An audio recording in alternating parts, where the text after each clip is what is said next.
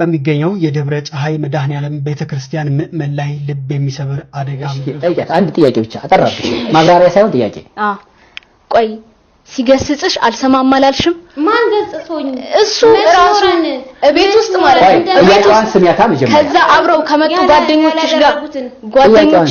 አብረው ከመጡ ጓደኞችሽ ጋር ሺሻ እንዲ ዘርግታችሁ ስታጨሱ በቤቱ ማለት ታጂ ተይ ድራማሽን በቃ አታስመስይ ይሄ ጥያቄ አይደለም ይሄማ ቅድም ያታርጋለች ይሄ ጥያቄ መመህ ያለ ሰውን ስታክም ምን ያህል ጸጋ ነው ምን ያህል ጥንካሬ ነው ምን ያህል ብርታትን ነው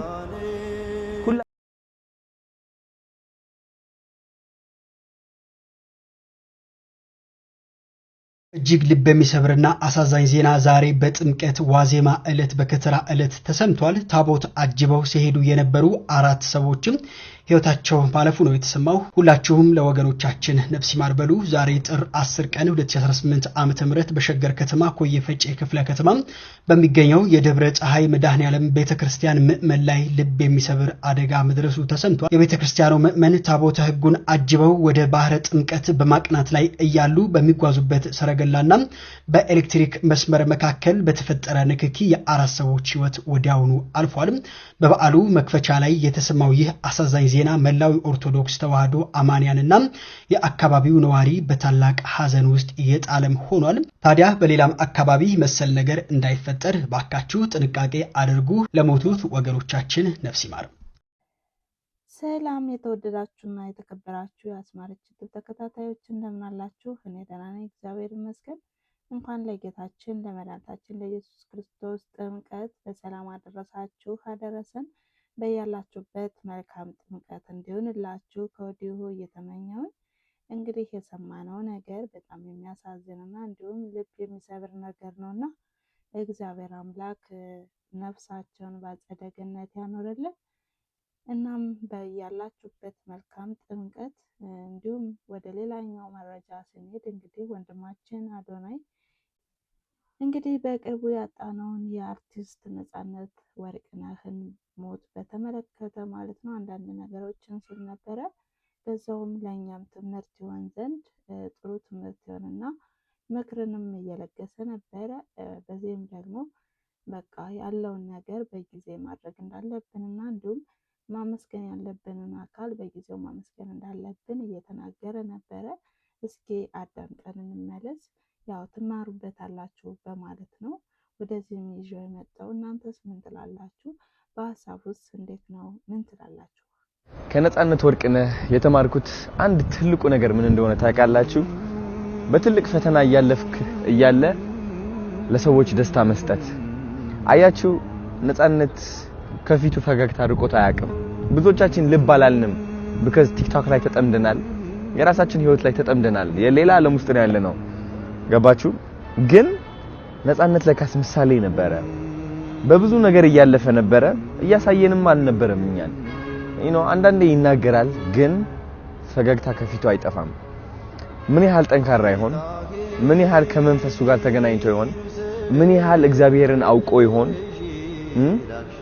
እናም ነፃነት ትልቅ ትምህርት ሰጥቶኛል ለኔ። እኔ ደግሞ ይህ ትምህርት ለመረዳት ዘግይቻለሁ ብዬ አስባለሁ። ምክንያቱም ነፃነት ከኛ ሲለየን ነው ይህ ትምህርት የተማርኩት የበለጠ። ከዛ በፊት መማር ነበረብኝ። ችግር የለውም ለምክንያት ነው። እና ብዙዎቻችን የራሳችን ችግር እያለፍን ያለነው አያችሁ። የውስጣችን ስቃይ አውጥተን ለሌላ ሰው ስቃይ አድርገን ምንሰጥ ከሆነ ለዚህ ቻለ ምንም አንተርፍም። ምንም እናመጣውና ምን በጀው ነገር አይኖርም። በውስጣችን ስቃይ ተሸክመን ለሰው ፈገግታ መስጠትን ምንችል ከሆነ ይውህናን ፍቅርን መስጠትን ምንችል ከሆነ ትልቅ ትዕድልት ነው። እኛ የእግዚአብሔር ልጆች ነን ማለት ነው። ይገባኛል ብዙዎቻችን በገንዘብ እንሰቃያለን፣ በጤና እንሰቃያለን። የየራሳችን ጎደሎነትና የሚያስጨንቀን ነገር አለ። ግን ይውህናን ፍቅርን መስጠትን ከተማር ትልቅ ለውጥ እናመጣለን። ሀገራችን ላይ ትልቅ ፍቅር ይሰፍናል። ትልቅ ተአምር እንፈጥራለን። because ሳይኖርህ ፍቅር ስትሰጥ እያመመህ ያለ ሰውን ስታክም ምን ያህል ጸጋ ነው? ምን ያህል ጥንካሬ ነው? ምን ያህል ብርታትን ነው? ሁላችንም እንደዚህ ብንሆን እቺ ዓለም እንዴት በተቀየረች ኖሮ። አብዛኛው ሰው የሚጠላ ሰው ውስጡ ጥላቻ ያለበት ሰው ነው። ሰው መጉዳት የሚፈልግ ሰው ንዴት የሚሰማው ሰው ነው። ግን ንዴታችን ራሳችንን ይዘን ቢሆን ፈገግታና ፍቅር ብናካፍል ሰማይ እንደርሳለን። ነፃነት ወርቅነህ ይሄን ያስተማረኝ ያ ሁሉ ህመም ይዞ ተሸክሞ በስንት መከራ ያለፈ ስራው ሲገብቶ ሰዎችን ያሳቀ ስናየው ምን ያህል ጥንካሬ አልገባንም። ከውጭ ሲታይ መቀላል ይመስላል፣ መሳቁ ቀላል ይመስለናል። ለካስ እቺ ፈገግታ ከባድ ነች። ነፃነት ወርቅነህ ጠንካራ መንፈስ ነበረው። እቺ ጠንካራ መንፈስ ደግሞ ከላይ ሆና ያያችን እንደሆነ እርግጠኛ ነኝ። እወደዋለሁ። ትልቅ ትምህርት አስተምሮኛል። አድናቂው ነኝ። አሁን ደግሞ የሱ ተማሪ ይሄ ለማለት ብዘገይም ግን ከማለት ወደ ኋላ አልልም።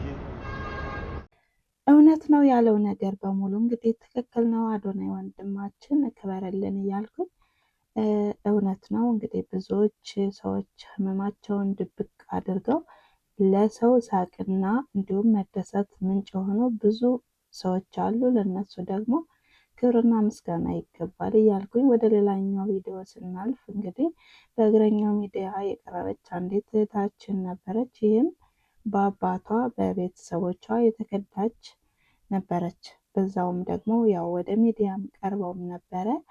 አባቷም አልካድንም ቤት ያለችውም ውሸት ነው በማለትም ተናግረውም ነበረ። ነገር ግን እግረኛው አሁንም በማጣራት ላይ ስለሆነም እንግዲህ በሷ በኩል ምስክር ቀርቧል። በዚህም እስኪ ቪዲዮውን አይታችሁ እንመለሳለን።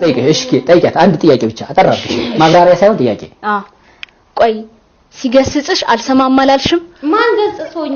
እሱ ራሱ ቤት ውስጥ ማለት ነው። ጥያቄዋን ስሚያታ መጀመሪያ። ከዛ አብረው ከመጡ ጓደኞችሽ ጋር ሺሻ እንዲህ ዘርግታችሁ ስታጨሱ በፍጹም አትካጂ። ተይ ድራማሽን በቃ አታስመስይ። ይሄ ጥያቄ አይደለም። ይሄማ ቅድም ያሳርዳለች። ይሄ ጥያቄ። በዚህ ኢንተርቪው እኔ በጣም ተናድጄ ነበረ። ምክንያቱም እንግዲህ ልጅቷን በቃ አላነጋግራት በቃ ትንፍሽ እንዳትል ነበር ያደረጓት ለሁለት ማለት ነውና እንግዲህ እህት ተብየዋም እየተከራከረች ነበረ።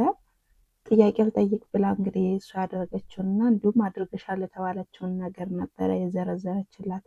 ነገር ግን አሁንም እግረኛው አይ ይሄ ነገርማ መጣራት አለበት በማለትም አሁንም ወዲያውኑ ወደ ማጣራት ባለበት አጣርቶ አሁንም ከወደሷ የሚሆን እንዲሁም እውነታውን የሚያውቅ አንድ ምስክር ይዞልን ቀርቧል ማለት ነው። እስኪ እናዳምጠው።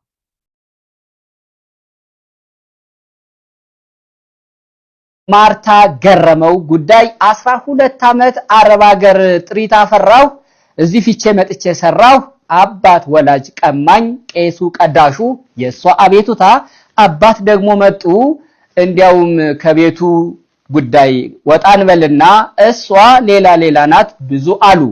አሁን ደግሞ ከግራም ከቀኝም ጉዳይን ሲያየ ነበረ ይዳኝ ይሸማግል ዘንድ ደግሞ ዛፍ ስር የተቀመጠ እና ልጇን በጉዲፍቻ እያሳደገ ያለ አቶ ጌታሁን አበበ ይባላል። ያየውን ሊነግረን ስቱዲዮ ነው ከማርታ ጋር ጎን ለጎን አደረግን። ከዛ ጠየቅኳት ምንድነው እንደዚህ በቃ ኦኬ እንደዚህ ከሆነ ለሚቀርብ ሰው እንሰጣለን እንደራሳችን። አሁን የት ነው ያገኘሃት? ቢሾፍቱ። ከዛ እንደራሳችን በቃ አንቺ እንደዛ አይነት ያውን ጉዲፈቻ ለማሳደግ መውሰድ ማለት ከእናት ጋር አይገናኝም፣ ከማንም ጋር አይገናኝም። ልጁ ተወሰደ ያድጋል። እኛ ግን እንደዛ አይነት ነገር አለም። ልክ እንደ ቤተሰብ ልጁ ሄዶ ይጠይቃታል፣ ናፈቀኝ ሲል ትሄዳለች። አሁን ጥሩ እንት ላይ ነው ያለው ልጁ። አሜሪካን ከኤርፖርት ይዞኝ ሄደ። እንደ እሁድ አስተዳዳሪነት ተቀጠረ ገብርኤል። ከዛ በፊት ቅድስና 1000 ብር ምናምን ነው። አሁን እዚህ ጋር እሱ ራሱ ሲናገር 2000 ብር ነበር ደሞዜ አለ። ቆይታለና 5000 ብር አለ። ገባ እሱ እንግዲህ እኔ አሁን ቆላም ምንም የለም ታውቃለህ። እኔ ራሴ ነኝ አካውንት የከፈተ። ከዛ በፊት አካውንት የለውም ከዛ በፊት ቆላ ያለ ማለት ነው። እኔ ያንን ቦታ ገዝቼ ከቦርሳዬ አውጥቼ 1 2 ብዬ ቆጥሬ 31000 ብር ከፈልኩና ቀሪውን ብር ደግሞ ከነስም ማዞራ ራሴ ነኝ አካውንት የከፈትኩት። አዎ ቀሪው ብር ደግሞ ስም ሲዞር ተባለ ማለት ነው። እኔ ነኝ አካውንት ከዛ በፊት አካውንት የለው እኔ ራሴ አካውንት ከፍቼ ፎቶ አስነስቼ የዚህ ጉዳይ መቋጫ የለውም። በርግጥ እንቀጥልበታለን፣ ግን ቀጥለን ከዚህ በኋላ ከስቱዲዮ ይልቅ ፊቼን መርጠናል። ሲጀመር የዛንን በቃለ መጠየቁ ላይ ብዙ ውሸት እንደተጨማመረና እንዲሁም ልጅቷንም አላናገር በማለታቸው ውሸትም እንደተጨመረበት ያስታውቅባቸውም ነበረ።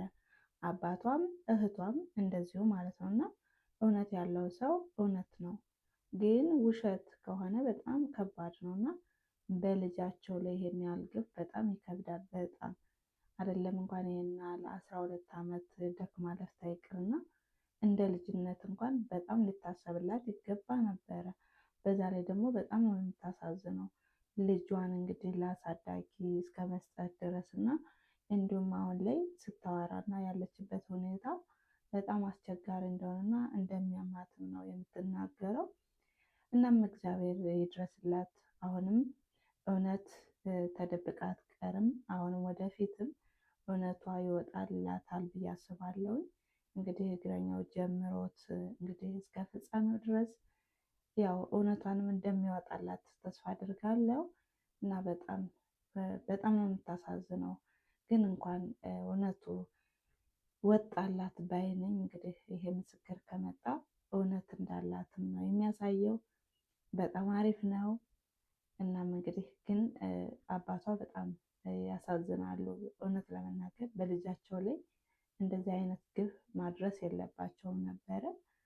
በዛውም እንግዲህ ከናቸው ቀዳሽ ናቸው። በጣም ያሳዝናል። እናም እህታችን እግዚአብሔር እርዳሽ። በሌላ በኩል ደግሞ አይሻው ስፒድ እንግዲህ በሞሮኮ ያደረገው ላይቭ ስትሪም እጅግ በጣም አስደናቂና እንዲሁም ዓለምን ያስደመመ ነበረ። እንግዲህ ከዞረባቸው ሀገሮች ውስጥ አንዷ ኢትዮጵያ ናት።